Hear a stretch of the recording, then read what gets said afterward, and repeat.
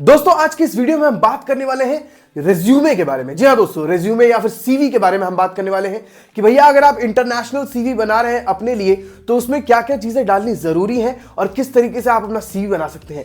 साथ ही आज मैं आपको यह भी बताऊंगा दोस्तों कि सीवी कितने तरीके के होते हैं और किस तरीके से जो है आपको अपने सीवी को डिफरेंशिएट करना है अगर आप जॉब के लिए अप्लाई कर रहे हैं तो। ठीक है, बहुत सारे लोगों को जो है अलग अलग तरह की जो है मिसकंसेप्शन है जिसकी वजह से जो है वो अपना सीवी जो है बहुत ही गलत तरीके से बनाते हैं और फिर जॉब्स के लिए अप्लाई करते हैं। अगर आप एक्चुअली में इंडिया से बाहर जॉब ढूंढ रहे हैं दोस्तों, भले ही वो यूके में हो, कनाडा में हो, ऑस्ट्रेलिया में हो या फिर यूरोप की किसी भी कंट्री में हो, तो आपके पास जो है एक इंटरनेशनल फॉर्मेट का सीवी कवर लेटर होना चाहिए। और सीवी कवर लेटर जो है सही फॉर्मेट में होना चाहिए दोस्तों, सही तरीके से बना होना चाहिए और उसमें सही सारी चीजें जो है इंक्लूडेड होनी चाहिए। अगर आप भी अपने लिए एक परफेक्ट सीवी बनाना चाहते हैं फ्री में बिना किसी को 1 रुपए दिए दोस्तों, तो आज की इस वीडियो को एंड तक जरूर देखिएगा क्योंकि आज की इस वीडियो में मैं आपको पूरी की पूरी जानकारी देने वाला हूं। आज की इस वीडियो में मैं आपको सब कुछ समझाने वाला हूं दोस्तों, एंड तक बने रहिए। वीडियो अगर पसंद आए तो वीडियो को लाइक कीजिए, शेयर कीजिए और चैनल को सब्सक्राइब करना मत भूलिएगा दोस्तों। मैं हूं सौरभ और आप देख रहे हैं पब्लिक इंजन। सबसे पहले क्लियर करना चाहूंगा कि हम एजेंसी नहीं है भैया, प्लीज हमसे जो है जॉब और वीजा मांगना बंद कर दीजिए। हम आपको जानकारी पहुंचाते हैं, हम आपको समझाते हैं, हम आपको इंफॉर्मेशन देते हैं। ठीक है, इसके अलावा हम आपके लिए सीवी कवर लेटर बना सकते हैं और उसके लिए आप हमें नीचे दिए गए व्हाट्सएप नंबर पर कॉन्टैक्ट कर सकते हैं दोस्तों। और अगर आपको खुद से बनाना है तो ये वीडियो आपको एंड तक देखना पड़ेगा जिससे कि आप अपने पैसे बचा सको। सबसे पहले तो हमें ये जान लेना होगा दोस्तों कि कौन सी सीवी किस तरीके के काम में यूज आती है। ठीक है, सीवी कितने तरीके के होते हैं। सीवी बहुत सारी चीजों मतलब तरीकों के होते हैं दोस्तों। सीवी अलग अलग प्रोफेशंस के हिसाब से भी होते हैं। अगर आप एक मॉडल है जो कि एक्टर वगैरह हैं दोस्तों, या फिर आप किसी मतलब जहां पर आपके जो है चेहरे के अनुसार आपको पहचाना जाता है, वहां पर आपको सीवी बनानी होती है दोस्तों अपनी फोटोज को लेकर के। उसको पोर्टफोलियो कहते हैं। ठीक है, मॉडल वगैरह जो है उस तरीके की सीवी बनाते हैं। अगर आप यूपी बिहार में जाएंगे तो वहां पर शादी के लिए भी एक रेज्यूमे यूज किया जाता है, जैसे बायोडेटा कहते हैं। वहां पर लिखा जाता है कि लड़का ये करता है, लड़का ये करता है, लड़का ये करता है, लड़का इतना लंबा है, लड़का इतना चौड़ा है, इतना भारी है, इतना हल्का है। समझ रहे हो, उसमें सारी की सारी जानकारी भरी जाती है। लड़की के लिए भी सेम किया जाता है, तो उसको बायोडेटा कहते हैं। वो शादी के लिए यूज किया जाता है। परिवार वाले एक दूसरे का बायोडाटा जो है एक दूसरे को सेंड करते हैं। कुंडलियां बाद में भेजा जाती है, पहले बायोडाटा भेजा जाता है क्योंकि बायोडाटा में जो है इजी भाषा में समझ में आ जाता है। ठीक है, और फिर एक होता है इंडियन सीवी। इंडियन सीवी में जो है आप अपने माँ का नाम, पापा का नाम, दादी का नाम, पिता का नाम, सबका नाम बता देते हो। बच्चा है, बीवी है, सब बता देते हो। ये होता है इंडियन रेज्यूमे में। मैं इस चीज की मतलब बुराई नहीं कर रहा हूं, लेकिन ये होता है और ऐसा होता इसीलिए क्योंकि ये चलता हुआ आ रहा है। लेकिन ये सारी चीजें जो है इंटरनेशनल सीवी में नहीं होती है दोस्तों। अगर आप जॉब्स अप्लाई करना चाहते हैं इंडिया से बाहर तो आपको जो है अपने लिए एक इंटरनेशनल एटीएस फॉर्मेट का सीवी बनाना होता है दोस्तों, जिसमें आपको सिर्फ और सिर्फ जरूरी चीजें डालनी होती है।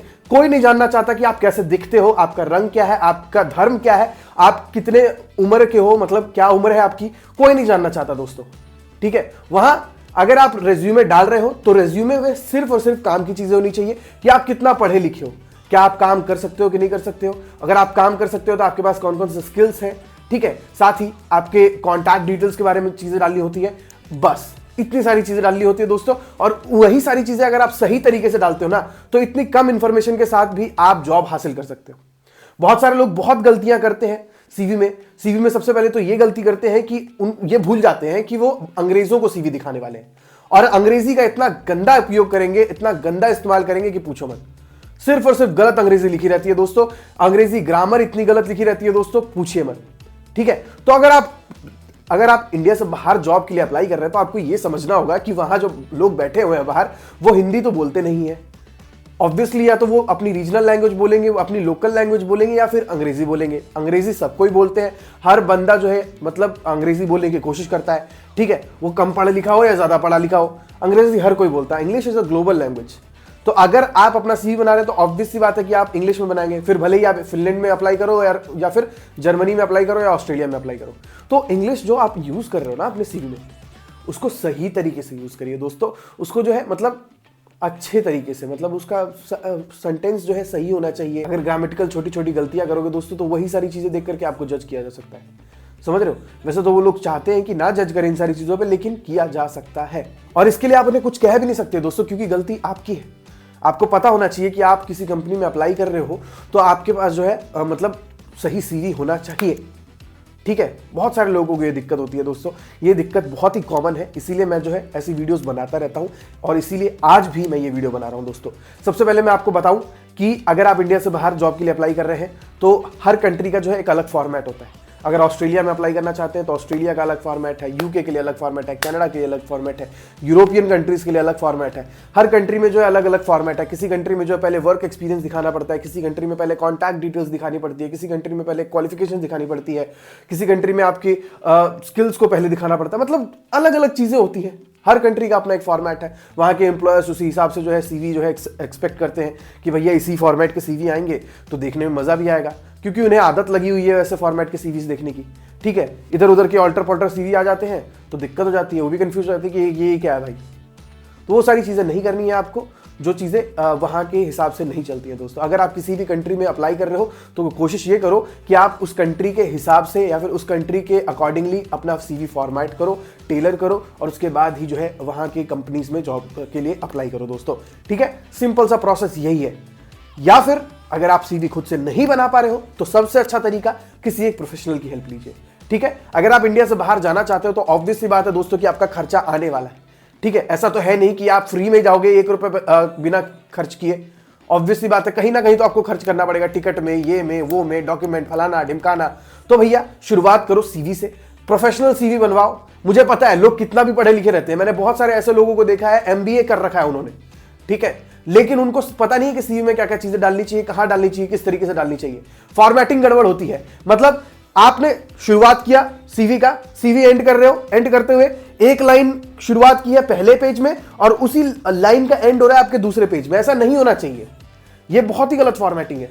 कोशिश आप ये करो कि जो आपने पहले पेज में शुरू किया है वो आपके पहले पेज में ही एंड हो जाए और जो दूसरे पेज में शुरू कर रहे हो वो दूसरे पेज तक जाए। और कोशिश ये करो कि ज्यादा लंबे लंबे सीवी मत बनाओ। ज्यादातर इंप्लॉयर जो है इतना टाइम देते ही नहीं है आपके सीवी के लिए, 20 से 30, 40, 50 सेकंड मैक्स टू मैक्स देंगे। आप अगर 4 पेज का 6 पेज का सीवी बना दोगे ना दोस्तों, किसी काम का नहीं है। रेलेवेंट एक्सपीरियंसेस डालिए अपने सीवी में, बस। सीवी में जितना रेलेवेंट एक्सपीरियंस, जितना रेलेवेंट क्वालिफिकेशंस डालोगे उतना ही फायदा होगा। जिस टाइप की जॉब के लिए अप्लाई कर रहे हो उस टाइप का एक्सपीरियंस दिखाइए। अगर उस टाइप का एक्सपीरियंस नहीं है तो मत दिखाइए, स्किल्स दिखाइए। स्किल्स बेस्ड सीवी बनाइए। स्किल्स बेस्ड सीवी वो होता है जो कि वो लोग यूज करते हैं जिनके पास एक्सपीरियंस नहीं होता है, क्योंकि एक्सपीरियंस नहीं है दिखाने के लिए तो ऑब्वियसली अपने स्किल्स के बारे में बताएंगे, अपनी क्वालिफिकेशंस के बारे में बताएंगे, अचीवमेंट्स के बारे में बताएंगे। समझ रहे हो? और अगर आपके पास एक्सपीरियंस है तो एक्सपीरियंस बेस्ड सीवी बनाइए। अपनी चीजों को जो है इस तरीके से दिखाइए कि भैया एक बार में समझ आ जाए एम्प्लॉयर को कि हाँ बढ़िया काम किया है बंदे ने। कोशिश कीजिए कि जो भी आपने काम रिसेंटली किया है उसको सबसे ऊपर रखिए। इसको कहते हैं reverse chronological order. Reverse chronological order में जब आप सीवी बनाते हैं तो उसमें सबसे रिसेंट चीजों को ऊपर रखा जाता है और जो पुरानी चीजें होती हैं उनको मतलब नीचे की तरफ ले जाया जाता है। ठीक है, सपोज आपने पिछले साल जो है काम किया वेटर का, तो वेटर वाले काम को ऊपर रखेंगे। ठीक है, उसके 1 साल पहले और आपने वेटर का काम किया लेकिन दूसरी कंपनी में किया तो उसको नीचे रखेंगे। ठीक है, जितना पुराना काम उतना नीचे और जितना नया काम उतना ऊपर। क्वालिफिकेशंस में भी आपको यही करना है। जो सबसे लास्ट में आपने पढ़ाई की है, सबसे लास्ट में सपोज मैंने ग्रेजुएशन किया तो ग्रेजुएशन सबसे ऊपर रखूंगा, उसके बाद मैं रखूंगा 12th, उसके बाद रखूंगा 10th। लोग क्या कहते हैं, नहीं सर 10th पहले डालो, 12th बाद में डालो, उसके बाद ग्रेजुएशन डालो। ऐसा नहीं होता है। सबसे पहले जो है आपको रीसेंट स्टडीज को दिखाना पड़ता है, क्वालिफिकेशंस को दिखाना पड़ता है, रीसेंट एक्सपीरियंसेस को दिखाना पड़ता है। खैर ये सब चीजें तो मैं पहले भी आपको समझा चुका हूं, अभी तक आप समझे नहीं हो दोस्तों। कोशिश आपको ये करनी होती है कि आप जो है डेट ऑफ बर्थ वगैरह इंक्लूड ना करो। कनाडा, यूके और ऑस्ट्रेलिया के फॉर्मेट में तो डेट ऑफ बर्थ चाहिए ही नहीं उनको फोटोज भी नहीं चाहिए होती है। लेकिन हाँ, कुछ ऑस्ट्रेलियन एम्प्लॉयर्स होते हैं कि जो फोटो वाली मतलब एक्सेप्ट कर लेते हैं, लेकिन वहां का सिंपल बेसिक रूल ये है दोस्तों कि वो आपकी फोटोज नहीं देखना चाहते, वो आपके धर्म वगैरह के बारे में नहीं जानना चाहते, जस्ट आपके काम के ऊपर आपको जज करना चाहते हैं और आपके काम के बेसिस पे आपको हायर करना चाहते हैं, बस। इसके अलावा उनको कुछ भी नहीं चाहिए दोस्तों। वो आपके काम के ऊपर आपको जज करेंगे, आपके चेहरे के ऊपर नहीं। आपके चेहरे को देख करके नहीं, ये तो काला है यार, क्योंकि वहां पर चलता है व्हाइट, ब्राउन और ब्लैक, समझ रहे हो? तो वो ये फोटो देख करके ऐसे जज नहीं कर सकते कि ये काला है इसको नहीं रखूंगा, ये गोरा है इसको नहीं रखूंगा, अरे ये तो इंडियन है इसको नहीं रखूंगा। इसीलिए वहां पर फोटो को ना नहीं लगाने के लिए सलाह दी जाती है। और खुद यूके गवर्नमेंट या फिर ऑस्ट्रेलियन गवर्नमेंट, इन सभी गवर्नमेंट की वेबसाइट पे जाओगे या फिर गूगल पे जाके आप चेक करोगे दोस्तों, तो आपको जो बहुत सारे ऐसे तरीके मिलेंगे, टिप्स मिलेंगे, जिन टिप्स को फॉलो करके आप अपना सीवी कवर लेटर बना सकते हो। लेकिन वो आप करते नहीं हो, आप बस वीडियोस देखती रह जाते हो, मेरी और बाकियों की भी। आप खुद के लिए थोड़ा सा टाइम निकालोगे ना दोस्तों, तो आप अपने बहुत पैसे बचा सकते हो। आपको किसी एजेंसी के पास जाना नहीं पड़ेगा, आपको हमारे पास आना नहीं पड़ेगा। आप अपने लिए अपना CV बना सकते हो, आप अपने हिसाब से अपने लिए जॉब सर्च कर सकते हो दोस्तों, और अप्लाई कर सकते हो। खैर, अभी जो है मैं आपको यूके गवर्नमेंट और ऑस्ट्रेलियन वगैरह गवर्नमेंट की वेबसाइट वगैरह पे ले जाकर के जो है आपको थोड़ा जानकारी वगैरह देता हूं कि अगर आप खुद के लिए रेज्यूमे बनाना चाहते हैं तो आपको क्या करना चाहिए। अभी आप देख सकते हो स्क्रीन पे, ये यूके गवर्नमेंट की ऑफिशियल वेबसाइट है। ऊपर आप देख सकते हो लिखा होगा नेशनल करियर सर्विस, ठीक है, how to write a CV। यहां पर लिखा होगा why you need a CV। CV is your first chance to promote yourself. अपने आपको प्रमोट करने का सबसे पहला चांस होता है CV, ठीक है। एक good CV might get you a job interview. एक गुड CV अगर आपके पास है तो वो आपको एक जॉब इंटरव्यू दिलवा सकता है। You usually need a CV to apply for a job और to give to an employer you'd like to work for, ठीक है। अगर अप्लाई करना चाहते हैं किसी जॉब के लिए या फिर किसी एम्प्लॉयर को भेजना चाहते हैं अपने बारे में जानकारी, तो CV आपको चाहिए होता है। टिप क्या है यहाँ पर, tips for writing your CV। Use a clear font like Arial, Times New Roman और कैलिब्री इन साइज 11 और बिगर, ठीक है। फॉन्ट के बारे में भी बताया जा रहा है कि इस टाइप के फॉन्ट्स यूज कीजिए, साइज 11 होना चाहिए, ज्यादा छोटे स्मॉल फॉन्ट्स यूज मत कीजिए दोस्तों। अगर ज्यादा छोटे फॉन्ट्स होंगे तो ध्यान लगाना पड़ेगा, ध्यान लगा के देखना पड़ेगा, और ज्यादा बड़े फॉन्ट्स होंगे आपके CV में तो बहुत ज्यादा भद्दा लगेगा। तो आपको जो है साइज 11 या फिर साइज 12, 11, 13 इसी साइज का जो है आपको फॉन्ट रखना है दोस्तों, ताकि एक बार में दिख भी जाए और समझ में भी आ जाए एम्प्लॉयर को कि आपने क्या लिखा है अपने बारे में, ठीक है। उसके बाद पूरी CV में सेम स्टाइल का फॉन्ट होना चाहिए। ऐसा नहीं कि वर्क एक्सपीरियंस में आप कोई और फॉन्ट यूज कर रहे हो और एजुकेशन में कोई और फॉन्ट यूज कर रहे हो, नहीं। सारे मतलब जो फॉन्ट फॉर्मेट्स आप यूज कर रहे हो दोस्तों पूरे CV में एक ही होना चाहिए, अलग अलग नहीं होना चाहिए। हेडलाइन के लिए जो फॉन्ट यूज कर रहे हो वही फॉन्ट आप पूरे CV में हेडलाइन के लिए यूज करोगे, और जो बाकी सब टेक्स्ट के लिए यूज करोगे वो पूरी CV में सेम ही होना चाहिए फॉन्ट, ठीक है। उसके बाद हेडिंग्स और बुलेट पॉइंट्स होना चाहिए ताकि ईजियर बन जाए CV आपका रीड करने के लिए। उसके बाद आप जो है क्लियर और पॉइंट पे रहिए, ठीक है। ऐसा नहीं कि एक चीज को आपको बताना है कि मैं काम करता हूं, ठीक है, तो ये चीज आप इतनी छोटी तरीके से बताइए कि मैं काम करता हूं। अब ये मत बताइए कि मैं घर से निकलता हूं, मैं ऑफिस जाता हूं, वहां पहुंचने के बाद मैं अपना सामान रखता हूं और मैं काम करता हूं। समझ रहे हो दोनों में डिफरेंस क्या है? आप जो करते हो वो चीज बताओ और क्लियर बताओ, टू द पॉइंट बताओ। ज्यादा लंबा चौड़ा लिखने की जरूरत नहीं अपने बारे में कि ये कोई एम्प्लॉयर खुश नहीं होता उससे, याद रखिए। और ये यूके गवर्नमेंट की ऑफिशियल वेबसाइट से बता रहा हूं, ठीक है। Get someone else to read it to double check your spelling and grammar. अगर आप किसी प्रोफेशनल की हेल्प नहीं लेना चाहते हैं तो किसी पढ़े लिखे बंदे की हेल्प लीजिए या फिर किसी अपने दोस्त की हेल्प लीजिए और अपने CV को डबल चेक करवाइए ग्रामर स्पेलिंग वगैरह के लिए। क्योंकि कभी क्या होता है ना कि हम कोई चीज बनाते हैं, हमें वो चीज नहीं दिखती है, लेकिन हो सकता है कि अगर थर्ड पर्सन पर्सपेक्टिव ले रहे हो और दूसरे बंदे को दिखाते देखियो यार ठीक हो रहा है, दूसरा बंदा देखते हैं अरे ये स्पेलिंग क्यों गलत है। हम बार बार एक ही चीज को देखते हैं तो हमें वो चीज हो सकता है कि सही लगने लगती है और हमारे मतलब ध्यान से छूट जाती है कि यार यहाँ पर स्पेलिंग गलत है। लेकिन वही चीज अगर आप दूसरे को दिखाओगे ना, पहली बार में देख के बता देगा कि यार यहाँ पर स्पेलिंग गलत है। तो कोशिश करो जो आप अपने आप बना रहे हो वो किसी को दिखाओ, हमें नहीं दिखा रहे किसी और को दिखाओ, ठीक है। ये चीजें आपको याद रखनी है। इन्फॉर्मेशन क्या क्या डालनी होती है वो देखिए। सेक्शन क्या क्या बनाने होते हैं आपको, कॉन्टैक्ट सेक्शन बनाना होता है, कॉन्टैक्ट डिटेल्स। इसमें आपको अपना जो है नाम डालना होता है, फोन नंबर डालना होता है, ईमेल एड्रेस डालना होता है। अगर आपका लिंक्डइन अकाउंट वगैरह है, वेबसाइट वगैरह है तो वो आप डाल सकते हैं दोस्तों, ठीक है। उसके बाद आपको जो है कुछ नहीं डालना है। व्हाट्सएप मैसेंजर अगर है तो व्हाट्सएप वगैरह डाल सकते हैं दोस्तों। इसके अलावा आपको कुछ डालने की जरूरत नहीं है। एड्रेस डाल सकते हैं, हाँ एड्रेस जरूरी होता है, ठीक है। उसके बाद इंट्रोडक्शन होगा, अबाउट मी वाला सेक्शन होता है दोस्तों जिसमें आप समरी ऑब्जेक्टिव के तौर पर कुछ डाल सकते हैं कॉन्टैक्ट के नीचे, ठीक है। उसके बाद यहाँ पर यूके गवर्नमेंट का कहना है कि पहले एजुकेशन हिस्ट्री डालिए, तो आप अपना एजुकेशन हिस्ट्री डाल सकते हैं जिसमें आपको अपने स्कूल का नाम लिखना होगा, मतलब उसके बाद जो है क्या आपने उस स्कूल से पढ़ाई की है वो लिखना होगा। उसके बाद और भी चीजें कि मतलब डिग्री क्या थी, कब निकले थे, पास आउट कब हुए थे, ये सारी चीजें जो है आपको डालनी होंगी दोस्तों ताकि समझने में आसानी हो जाए एम्प्लॉयर को, एम्प्लॉयर कंफ्यूज ना हो जाए, ठीक है। उसके बाद आपको वर्क हिस्ट्री डालनी है दोस्तों। वर्क हिस्ट्री में भी आपके अपने एम्प्लॉयर का नाम डालना है, क्या काम करते थे वो डालना है, कब से कब तक काम करते थे वो डालना है, और कम से कम 3 से 4 लाइनों का जो है रिस्पॉन्सिबिलिटीज डालनी है कि आप करते क्या थे, वो जरूरी होना चाहिए, ठीक है। उसके बाद आपके वर्क हिस्ट्री में गैप हो सकता है, अगर नहीं है तो बहुत अच्छी बात है, लेकिन गैप है तो उसके लिए चिंता मत कीजिएगा दोस्तों। उसमें जो है आप स्किल्स वगैरह ऐड कर सकते हैं दोस्तों, ठीक है। उसके बाद रेफरेंसेस डाल सकते हैं आप। रेफरेंसेस के तौर पे एज इन की आप किसी पुराने एम्प्लॉयर की जानकारी डाल सकते हैं कि ये मेरा पुराना एम्प्लॉयर है, ये देखिए यहाँ का मैनेजर है, इनका नंबर ये है, इनका ईमेल आईडी ये है। अगर आप मेरे बारे में ज्यादा जानकारी पाना चाहते हैं तो मेरे मैनेजर से कॉल करके पूछ सकते हैं, ये मेरे बारे में अच्छी चीजें ही बताएंगे। रेफरेंस इसीलिए डाला जाता है रिज्यूमे में कि भैया अगर आगे दूसरा एम्प्लॉयर जो है फोन करके पता लगाए कि भैया ये बंदा कैसा था जो आपके अंडर काम करता था, तो वो बंदा बोल सके कि हाँ अच्छा बंदा था। तो रेफरेंस के तौर पर क्या हो गया, आपके नंबर बन गए, ठीक है। लेकिन आप जिनका नाम रेफरेंस में डाल रहे हो, सपोज किसी ने मेरा नाम रेफरेंस में डाला और मेरे पास फोन आया वो रेफरेंस पढ़ के कि ये बंदा कैसा काम करता, मैं कहा अरे बहुत गंदा काम करता था, काम ही नहीं करता था, काम चोर था साला, क्या होगा, आपके नंबर गिर जाएंगे। तो कभी भी कोशिश करो कि रेफरेंस अगर आप डाल रहे हो तो रेफरेंस सही होना चाहिए, ऐसा बंदा होना चाहिए जो आपके बारे में पॉजिटिव चीजें बोले, ऐसा बंदा नहीं होना चाहिए जो नेगेटिव बोल सकता है या फिर दो तरफा गेम खेल सकता है। अगर खेल गया तो आप भी खेल सकते हो दोस्तों, फिर कुछ नहीं होगा। ठीक है, तो रेफरेंसेस अगर आप डाल रहे हो तो ये सारी चीजें सोच करके डालिएगा। ठीक है, तो ये टिप्स है यूके गवर्नमेंट की तरफ से। अगर आप सीवी बना रहे हो तो क्या क्या चीजें आपको करनी चाहिए, इस तरीके से आप जो है कैनेडियन गवर्नमेंट या फिर कनाडा की तरफ से जो है बहुत सारे आपको वेबसाइट्स मिल जाएंगे जहां पर आप जाकर के अपने लिए टिप्स वगैरह ले सकते हो। यहां पर आप देख सकते हो रेज्यूमे फॉर्मेट क्या होना चाहिए, क्या क्या चीजें कंटेन करनी चाहिए रेज्यूमे फॉर्मेट में, कॉन्टैक्ट इन्फॉर्मेशन, प्रोफेशनल कैरियर या समरी। ठीक है, वही समरी। उसके बाद यहां पर देखिए लिस्ट में जो है चीजें बदल गई। वहां पर जो है पहले कॉन्टैक्ट था, वर्क मतलब ये समरी था, उसके बाद वहां पर एजुकेशन था यूके गवर्नमेंट में। ठीक है, उसके बाद वर्क एक्सपीरियंस था, लेकिन यहां पर वर्क एक्सपीरियंस को ऊपर रखा गया है, उसके बाद एजुकेशन को नीचे रखा गया है दोस्तों। उसके बाद स्किल्स ऐड करिए, लैंग्वेजेस ऐड करिए, वो एडिशनल चीजें बाकी होती है। ये 4 चीजें मेन होती है। ठीक है, ये 4 चीजें जरूर होनी चाहिए।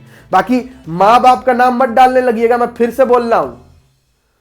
अभी कुछ दिन पहले एक बंदे से बात हुई थी मेरी, उनका कहना था कि भैया एड्रेस में आप यूरोप भी डालिए, एशिया भी डालिए। ऐसा नहीं होता है कि उन्होंने कहीं काम किया था माल्टा या क्रोएशिया में, उन्होंने बोला कि सर मैंने क्रोएशिया में काम किया है, आप क्रोएशिया की कॉमा में से यूरोप भी लिखो। मैंने कहा भैया आप एक बात बताओ, कौन से कंट्री में या फिर कहां पर आपने एड्रेस में देखा लिखा हुआ कि A/12/द्वारका/न्यू दिल्ली/इंडिया/एशिया लिखा हुआ है? कहां देखा भाई? अरे कंटिनेंट का नाम कौन डालता है एड्रेस में? ये सब गलतियां मत करना, बेकार हो जाएगा मामला। ठीक है, यहां पर भी आपको कुछ टिप्स देखने के लिए मिलेंगे। 16 टिप्स बताए जा रहे हैं। ठीक है, यहां पर आप वो टिप्स पढ़ सकते हो। यहां पर वही सारी चीजें जो मैं आपको ऑलरेडी बता चुका हूं दोस्तों, ज्यादातर टिप्स वही है। 30 से 40 सेकंड मैक्स जो है एम्प्लॉयर देता है, वही सारी चीजें आपको यहां पर बताई जा रही है। ठीक है, उसके बाद लॉन्ग पैराग्राफ्स को जो है आपको अवॉइड करना है। ज्यादा लॉन्ग पैराग्राफ्स आपको यूज नहीं करने अपने सीवी में, क्योंकि वो बहुत ही भद्दे लगते हैं देखने में भी। ठीक है, कोशिश कीजिए छोटे छोटे पैराग्राफ्स यूज करने के लिए। ठीक है, उसके बाद यहां पर जो है आपको फर्स्ट पर्सन के तौर पे जो है नहीं लिखना है। सपोज आप रिस्पॉन्सिबिलिटी बता रहे हो अपनी जॉब के लिए, कहीं पर आपने वेटर का काम किया है किसी XYZ कंपनी में, तो आप रिस्पॉन्सिबिलिटी में ये मत बताना कि आई यूज टू वर्क फलाना फलाना, नहीं, फर्स्ट पर्सन के तौर पे मत बताइए अपने आप को। ऐसा लिख सकते हैं, वर्कड एज एन वेटर फलाना फलाना चीजें की, worked and did this, did what, did that. ठीक है, आई और थाई मत लगाइएगा उसमें, फर्स्ट पर्सन के तौर पे मत बताइएगा अपने आप को, डायरेक्ट काम की चीजों से स्टार्ट कीजिएगा। ठीक है, उसके बाद कैनेडियन फॉर्मेट का जो रेज्यूमे होता है उसको मैक्सिमम 2 पेज में रख सकते हैं। ठीक है, यहां पर लिखा if you have 10+ years of experience then 3 pages में भी एक्सेप्टेबल। बहुत सारे लोग मेरे पास आते हैं, सर रेज्यूमे बहुत छोटा बना दिया अपना। भैया उनके पास कुछ एक्सपीरियंस ही नहीं है और वो चाहते हैं कि मैं 4 पेज का रेज्यूमे बना दूं, क्या डालूंगा उसमें? एक्सपीरियंस होता है तो आपके रेज्यूमे बेहतरीन बन करके दिखते हैं, बहुत ही अच्छे दिखते हैं। जब उसमें एक्सपीरियंस ही नहीं है आपके पास कुछ, तो मैं क्या डालूंगा उसमें? क्या डालूंगा? धनिया पुदीना? कुछ नहीं है डालने के लिए मेरे पास, समझो। और जिनके पास ज्यादा एक्सपीरियंस होता है कहते हैं सर 2 पेज में बनाओ। अरे भैया आपने पिछले 10 साल में 75 कंपनी में काम कर लिया है, तो मैं 2 पेज में कैसे बनाऊंगा? आपको यह भी चाहिए कि मैं हर कंपनी के बारे में लिख दूं? ये भी बोलते हैं कि सर ये जो 2 महीने वाला, ये 2 महीने इस कंपनी में मैंने काम किया था, ये भी डाल दो ना, ये भी डाल दो, 2 महीने किया है सर मैंने इस कंपनी में, बढ़िया कंपनी है सर। अब 2-2 महीने करके आप पिछले 10 साल में इतनी सारी 50 कंपनी में काम कर चुके हो और उसके बाद कहते हो कि सारा कुछ सब कुछ डाल दो, तो कैसे बनेगा 2 पेज में सीवी? नहीं बनेगा। कोशिश करो रेलेवेंट चीजें डालने की। एक तो लोग मेरे पास आकर के मुझे ही बताने लगते हैं कि सीवी कैसे बनाना। अब तो भाई अगर आपको पता है तो आप बना लो ना, फिर मेरे पास क्यों आए हो? अगर आप मेरी हेल्प ले रहे हो, if you are taking my help, तो मेरी सुनो, क्योंकि मैं आपसे बेहतर काम करता हूं तभी आप मेरे पास आए हो। और मेरे पास आने के बाद भी सर ये मैं बोलता हूं कि डिटेल्स चेक कर लीजिए, जो आपकी डिटेल्स डाली है वो सही है कि नहीं। तो लोग कहते हैं कि नहीं सर ये पूरा ही आप चेंज कर दो, ये जो आपने अपने हिसाब से किया चेंज। मैंने कह रहे क्या समझाऊं ऐसे बंदों को मैं, मेरे को तो बहुत हंसी आती है उस समय। फिर मैं उनको जो है थोड़ा सा ऐसे कड़क होकर बोलता हूं, सर जब आप हमारे पास आए हैं हमारी हेल्प लेने के लिए, तो हमारी सुनो ना, आप अपनी ही सुन रहे हो। तो फिर जब आपको पता ही था कैसे बनाना तो आप ही बना लेते, क्यों खर्च किए इतने पैसे? समझ रहे हो? मेरे को मजा आ रहा है थोड़ा भी बताने में, तो समझो, सुनो प्यार से। ठीक है, बहुत सारे आपको डिटेल्स मिल जाएंगे। आप अगर किसी भी कंट्री के जो है सीवी बनाना चाहते हैं तो आप पहले जाकर के सर्च कर लो कि what to put in UK format CV, what to put in UK Canada या फिर ऑस्ट्रेलिया फॉर्मेट सीवी, गूगल पे सब मिलेगा भाई। एक एक टिप आपको बता देंगे, सारी के सारे टिप्स आप पढ़ सकते हैं, जानकारी ले सकते हैं। जैसे ये कनाडा वाला है ना, ऑलरेडी मैं आपको जितने टिप्स दे चुका हूं ना, वही सारी चीजें यहां पर लिखी हुई हैं, वही सारी चीजें आप जो है पढ़ सकते हैं। रेज्यूमे को साइन मत करना, माँ बाप का नाम मत डालना, फोटो मत यूज करना, ये सारी चीजें आपको बताई जा रही है, ठीक है।